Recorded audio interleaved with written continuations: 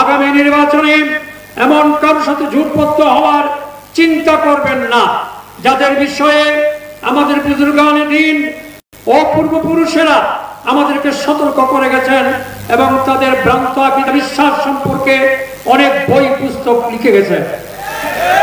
যাদের কাছে আম্বিয়ায়ে কেরাম আলাইহিমুস সালাম ও সাহাবায়ে কেরাম রাদিয়াল্লাহু তাআলা আলাইহিম আজমাইনের শান ও সম্মান নিরাপদ নয়, তারা কখনোই আহলে সুন্নাহ ওয়াল জামাতের অন্তর্ভুক্ত হতে পারে না।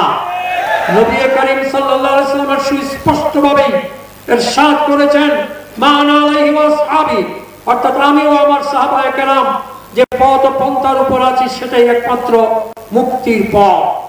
সহিহ আকীদার সব ইসলামী দল যদি এক হতে পারত তাহলে সেটাই সবচেয়ে ভালো হতো, এবং এরকম আহ্বান ইতিপূর্বেও আমি করেছি, কিন্তু আমার এই আহ্বানে সাড়া দেওয়ার মতো তেমন কোনো পরিবেশ এখন পর্যন্ত তৈরি হয়নি।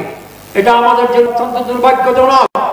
এমত অবস্থায় আমার সর্বশেষ পরামর্শ হলো, ইলমে ওহী এবং ইসলামের মূল দ্বারা ক্ষতিগ্রস্ত হয় এমন কোন সিদ্ধান্ত আপনারা আল্লাহর ওয়াস্তে কোন অবস্থাতেই গ্রহণ করবেন না।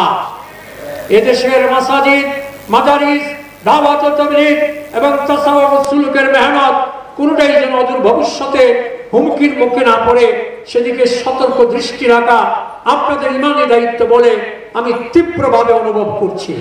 এর ফলে অন্তত যুগ যুগ ধরে চলে আসা দ্বীন ও ইসলামের বিশুদ্ধ মতাদর্শের সুরক্ষাটা নিশ্চিত হবে ইনশাআল্লাহ।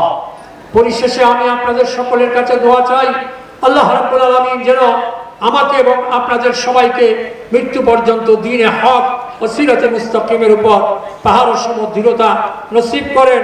আমিন।